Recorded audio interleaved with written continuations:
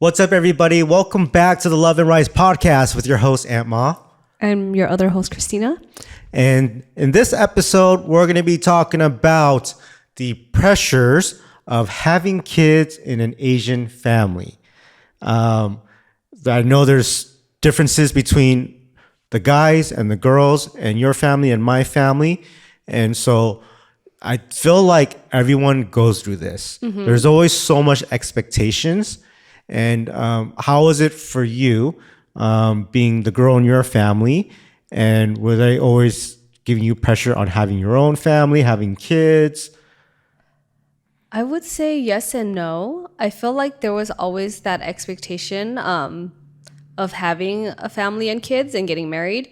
But I don't think they ever really put like a timeline on it because like growing up, I think I went through so many different types of relationships. Like I had a lot of long-term relationships, right? But they weren't always the best. So I just went through a lot of traumatizing experiences with previous boyfriends. And, you know, my parents would always kind of like, you know, give me their concerns. They would let me know like, hey, you know, with this person, like, is this who you want to settle down with? Like, okay, it's getting kind of serious. Like, what do you want to do? And it was more so like a realist approach. So it's like, all right, so you've been with this person for this long. Like, is it going to work out? You see how their family dynamic is and how they are, their career path and things like that. Were they like pretty much telling you that it's time to get married? No, well, that's what it sounds like. Kind of, but it was more so of like trying to get me to realize like what my life was currently. Are you ready? Are you financially set? Is this person motivated enough to like be able to take care of you and have a family? Are they stable? So it was kind of just like, okay, you're getting closer to that age. You're getting closer to maybe being in that stage in your life of getting married. Like, is this person the one? But it wasn't like, oh, you should get married. You guys have been together for like, you guys have been together for like 4 years already, right? But I don't think I don't think there was ever really too much pressure to like get married and have kids. Cause even with us, like, even when we were going out and stuff, like, I don't think they were ever like, oh, when are you gonna get married? Is he the one? But I know that when we got married, I was like, okay, where's the grandchildren? You know, I feel like maybe that was the most pressure out of everything. But I wouldn't say that there was like a specific timeline that they're following for me. Did they ever expect you to have a certain amount of kids? I don't think there was an expectation, but it was more of like letting me know, you know, if you have one child, this is how it may be. They might have the only child syndrome, but if you have two, that's great. They're going to have each other to play with.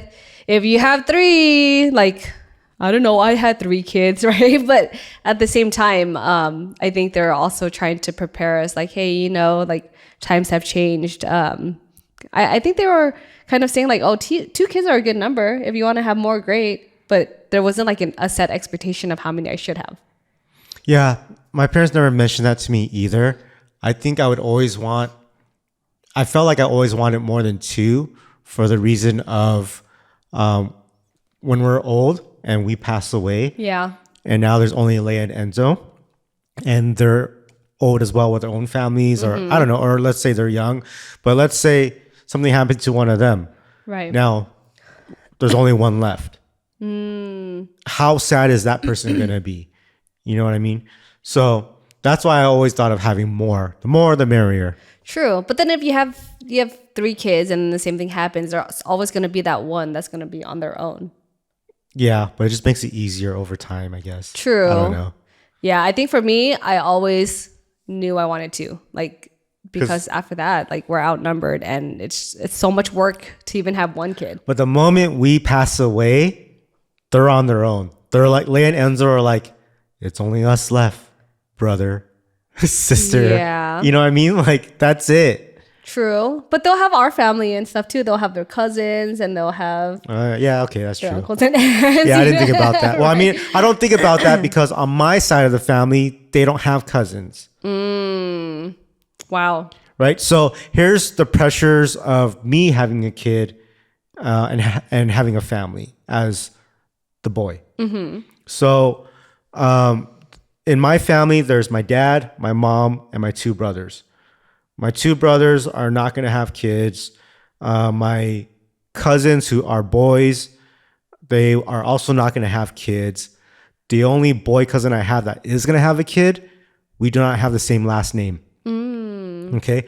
So I am literally the only boy that can continue the lineage of my family. There's no other Ma's that can do this.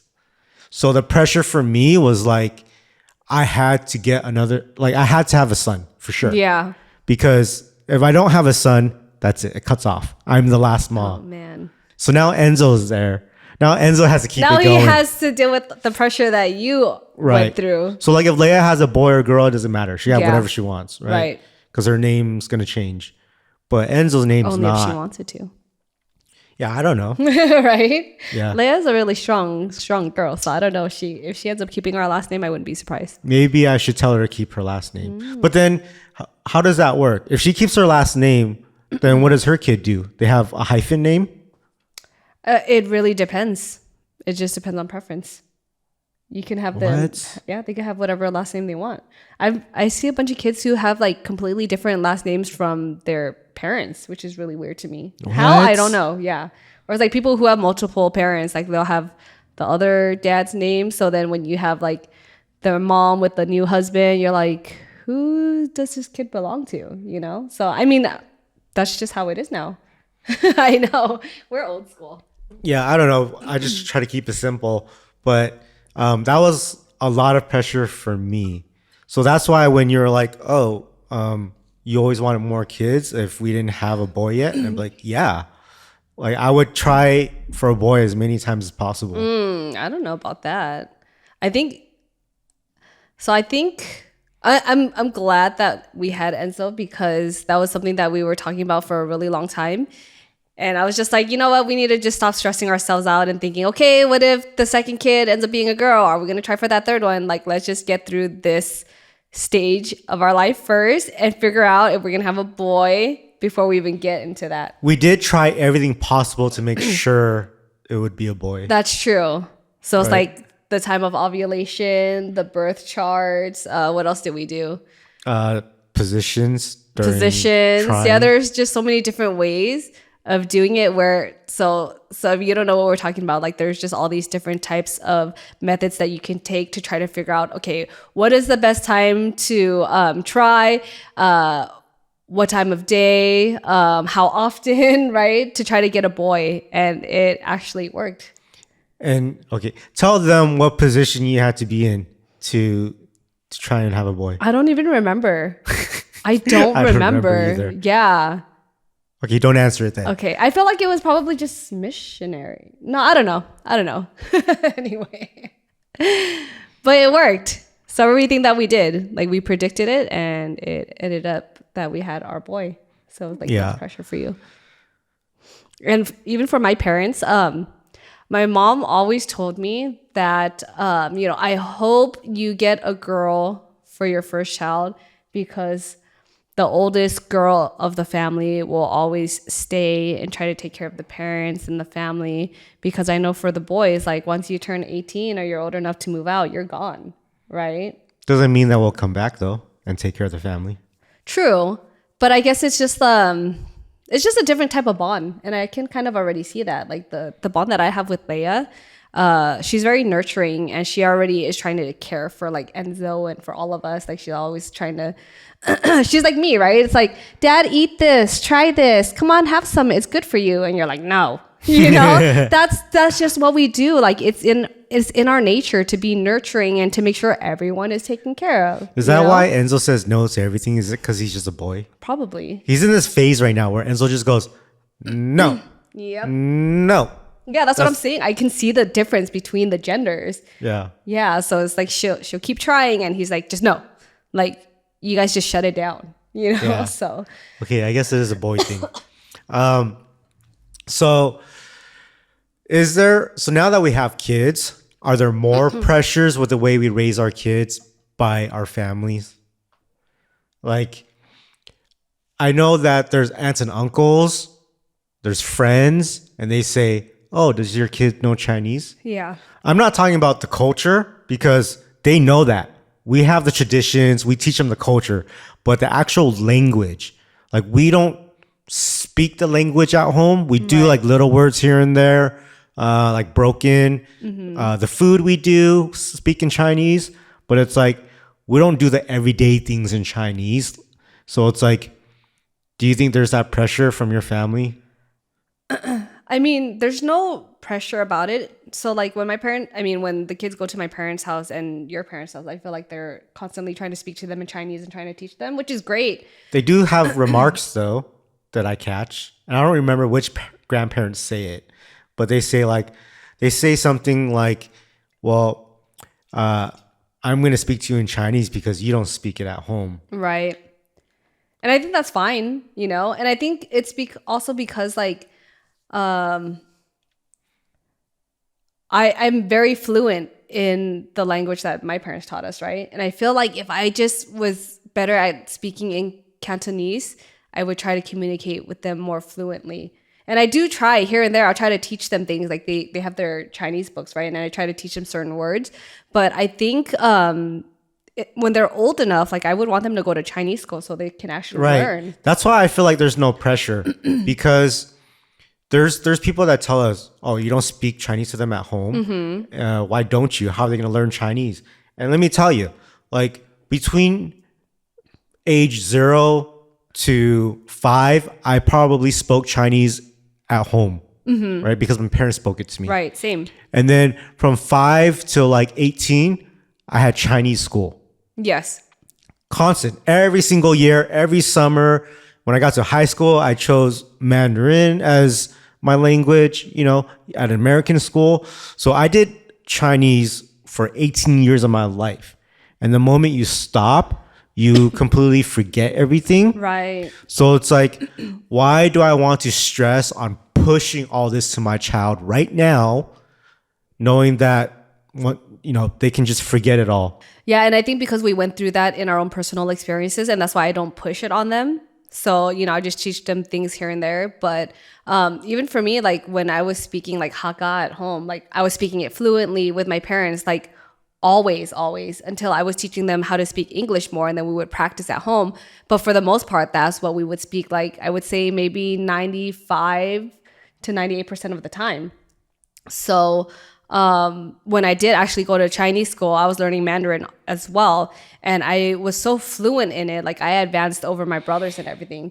So yeah, once I stopped going to Chinese school, like I just completely forgot. But I feel like it's something that they can be taught in school. And we just have to make sure that they continue to go. And then, when I remember coming home from school, you have the books, right? And you have homework or assignments that you do. And my parents would teach me that. So I feel like if we had to look through those books and have to like go over it with them, like that'll help me to be more fluent again in Cantonese, if that makes sense. Yeah, I think the actual importance right now is just teaching them the culture, and that's what matters the most. Right. And we do that. Yeah, I think it's important to teach them English right now because they go to school, everyone's speaking English. All of their peers speak English. Like that's just the common language, right? And I just want them to be able to understand and communicate that way first, and to be like very strong in the way that they communicate. You know what's funny? You bring up that they go to school and speak English. Right. So I was born here in America, right? And I went to schools in Glendale when I was in elementary school. And there was only like 2 Chinese kids, me and someone else. Yeah. And everyone else was white, Armenian, there's Koreans, Filipinos, but only 2 Chinese people. And so I was automatically put into ESL, even though I spoke perfect English. Was it because you had an accent? No, I didn't have an accent. Oh. It's because I was Chinese. Oh. And they just assumed that I didn't know English. Wow. So usually they're supposed to test you for that. Well, I had a few weeks of ESL until I think my parents told them. Oh, that's interesting. I never experienced that. That's so strange. Yeah, because I went to a white school. Yeah, the school I went to was pretty diverse. We had a lot of Asian kids that went there, and a Right. lot of them were like fobs too. So they were like speaking other languages mostly. But yeah, I feel like because it was so diverse that they actually took the time and used the resources to teach us to speak English better rather Yeah. than just putting us in ESL. Do you guys even know what ESL is? What does What it does this stand for? Is it ESL? I thought it was like elective something language. I don't even know. Elective school language. I don't know. 'Cause- I'm butchering it. Yeah, because even when we had ESL, it was more for like the Spanish speaking students. Yeah, I don't think I knew of any Asian kids that. Wow. were put into ESL. So you went to an Asian dominant school and No, they I put went all the Mexicans in No, ESL? I went to I would say it was like more Hispanics. Oh, I see. Yeah, more Hispanics, but we had a lot of Asians too. It wasn't like just 2 out of like I however see. many students. Yeah. So All right. Well, I hope you guys enjoyed this podcast. We talked a lot about the pressures of everything in our lives and our family. Let us know in the comments what you guys thought about this. We'd love to hear your story as well. Also, make sure if you guys have not followed us on Spotify, please follow us on Spotify, even if you listen to us on YouTube and everywhere else. We would love for you to, add to our subscriber list on Spotify, and make sure you listen to all the other podcast platforms and follow there as well. And we'll catch you guys next time on the Love and Rice podcast. bye.